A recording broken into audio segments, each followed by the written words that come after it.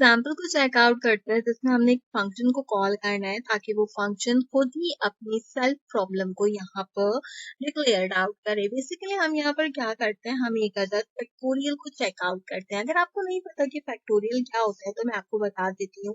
कुछ इस तरीके से फैक्टोरियल वर्क करता है। हम कोई भी एक फंक्शन डिफाइन करते हैं, जैसे कि हमने वन को जो है वो एज एन फंक्शन फैक्टोरियल यहाँ पे डिफाइन किया। अब उस वन के अकॉर्डिंगली मैं पूरा का पूरा यहाँ पर फैक्टोरियल डिफाइन कर सकती हूँ। इसके अगर हम 5 का फैक्टोरियल चेक करें तो यू कैन इजीली सी कि 120 हमारे पास एज एन 5 का फैक्टोरियल आंसर डिक्लेयर्ड हो रहा है। तो बेसिकली मैं यहाँ पर आपको क्या चीज बताना चाहती हूँ, मैं आपको ये बताना चाह रही हूँ यहाँ पर कि आपने जो भी फंक्शन डिफाइंड आउट किया आप उसको जो है वो मल्टीप्लाई करते जाओगे अनलेस आपका जो भी डिजायर फैक्टोरियल है वो वर्कआउट करता है। तो इसको हम जो है यहाँ पर टाइपस्क्रिप्ट फंक्शन के थ्रू चेकआउट करते हैं, देखते हैं कि क्या 5 फैक्टोरियल जो कि 120 के इक्वल है वो यहाँ पर हमारे पास आते या नहीं आता। तो मैं सबसे पहले यहाँ पे 5 फैक्टोरियल को जो है वो डिफाइंड आउट कर देती हूँ ताकि हमें याद रहे कि हमें जो है ये 120 के इक्वल एज एन आंसर जो है वो चेकआउट करना है लास्ट में। अब हम सबसे पहला काम क्या करते हैं कि अगर मुझे जो है वो साथ ही साथ में 5 फैक्टोरियल ना आपके लिए मेंशन भी कर देती हूँ कि 5 फैक्टोरियल किस तरीके से होगा। देखिए 5 multiply by 4 is equal to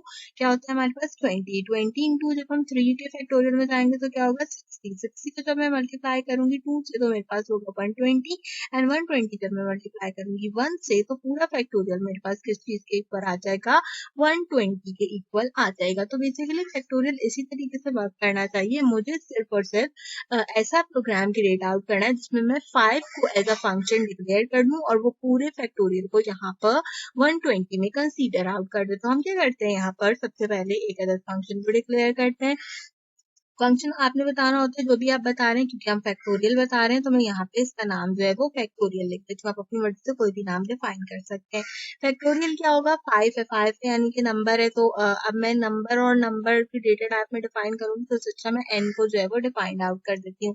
N की जो भी वैल्यू होगी उसकी डेटा टाइप क्या होगी, उसकी डेटा टाइप बेसिकली मेरे पास नंबर होगी। जो भी नंबर होगा उसका जो भी मेरे पास लास्ट में जाके फैक्टोरियल आएगा वो क्या आएगा, वो भी नंबर आएगा। यानी कि 5 का फैक्टोरियल 120 आएगा, मेरे पास नंबर आएगा। जब भी मैं नंबर्स को इस तरीके से डिफाइन आउट करूंगी हम पैरेंथेसिस का यूज करते हैं, आपको पता है अकॉर्डिंगली, और उसके अंदर हम इफ की जो है वो यहाँ पर कंडीशन को यूटिलाइज करते हैं। तो मैं इफ की कंडीशन को यूटिलाइज करती हूँ और यहाँ पर हम अपने ऑपरेटर का यूज करते हैं। मैं कहती हूँ कि एन की जो वैल्यू है वो यहाँ पर मेरे पास 3 टाइम जो है वो इक्वल होनी चाहिए किस चीज के, 0 के।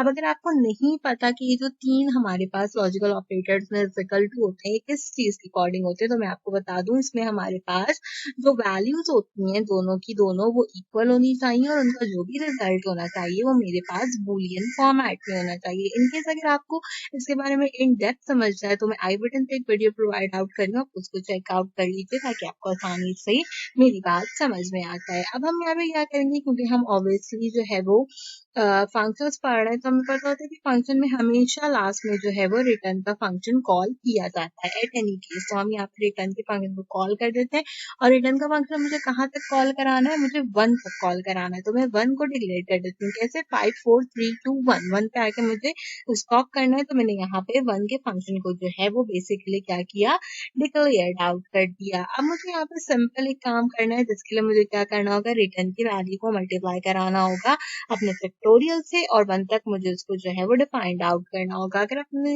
रिपीट फंक्शन की वैल्यूज को, रिपीट फंक्शन की वैल्यू को ट्राई आउट नहीं किया तो सबसे पहले उसको चेक कीजिए ताकि आपको आसानी से ये मेरी बात समझ में आए। तो मैं अगेन रिटर्न फंक्शन में जाती हूँ, मैं यहाँ पे कहती हूँ कि जो भी मेरा एन होगा आपने क्या करना है उसको सिंपली मल्टीप्लाई करवा देना है यहाँ पे फैक्टोरियल से। और फैक्टोरियल क्या होगा, फैक्टोरियल मेरा होगा n माइनस 1 यहाँ पर। तो इस तरीके से जो है वो हमने डिफाइन कर दिया। जो भी मेरा n होगा यहाँ पे नंबर उसको माइनस कर देना है किससे, आपने 1 से। तो यहाँ पे मैंने पूरा इसको डिफाइन कर दिया। अब डिफाइन करने के बाद सिंपल स्टेप क्या करना होता है, हमने अपने नंबर को डिफाइन करना है और उसका जो भी हमारे पास रिजल्ट होगा मुझे उसको चेकआउट करना है। तो मैं यहाँ पे जो है वो नंबर डिफाइन और रिजल्ट लिख देती हूँ ताकि आपको जो है वो यहाँ पर समझ में आए कि हम जो है किस चीज को कॉल्ड आउट करें। तो मैं बेसिकली क्या करती हूँ, मैं लेट का फंक्शन यूज करती हूँ।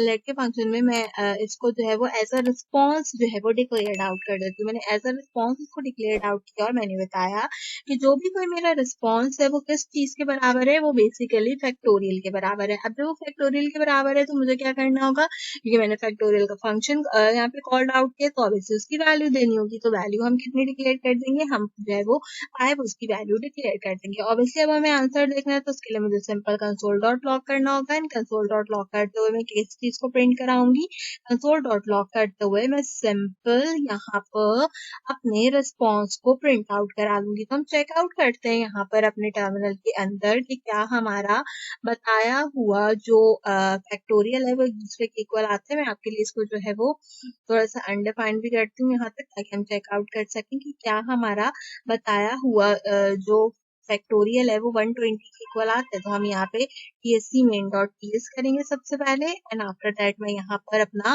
नोट मेन डॉट js करूंगी। तो इस तरीके से मेरा जो सेल्फ कॉल फंक्शन होगा वो बेसिकली अपने आंसर को डिक्लेयर्ड आउट कर देगा। तो जैसे मैंने नोट मेन डॉट js किया, यू कैन इजीली सी के 120 मेरे पास आंसर आ रहा है। तो इसका मतलब जो मेरा फैक्टोरियल था वो एग्जैक्टली क्लियर है। हम अपने प्रोग्राम में थोड़ी सी चेंजेस करते हैं। यहाँ पे मैंने रिटर्न 1 लिखा है, अगर मैं इसकी जगह पर रिटर्न 2 लिखूं, प्रोग्राम को सेव करूं एंड देन मैं इसको जो है वो यहाँ पर कंपाइल्ड आउट करके देखूं, तो अब हम चेकआउट करते हैं कि हमारा आंसर 120, अभी हमारा आंसर ना वैसे 120 तक डिक्लेयर्ड होगा क्योंकि हमारे पास जो है वो यहाँ पर आंसर आना चाहिए। सो नाउ मेरा आंसर कितना आ रहा है, 240 आ रहा है। अब आप जो है वो बताओ कि मैंने रिटर्न का फंक्शन 2 टाइम्स किया तो 240 किस तरीके से आया, क्योंकि अब आपने बताना होगा कि रिटर्न की वैल्यू 120 हो गई थी तो 120 के अकॉर्डिंगली अब ये पूरा फैक्टोरियल वर्क किया एंड देन मेरे पास 240 यहाँ पे डिक्लेयर्ड आउट हुआ है। तो आप बताओ कमेंट सेक्शन के अंदर कि 240 किस तरीके से यहाँ पर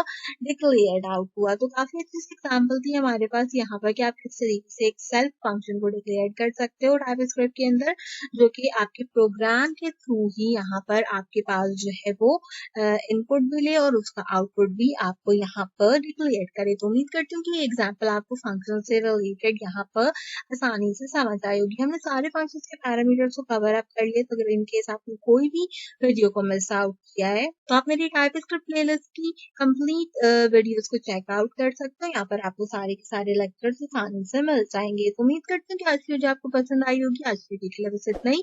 आपसे मुलाकात करूंगी अगले वीडियो में किसी और अच्छे टॉपिक के साथ। तब तक के लिए मुझे दीजिए इजाजत।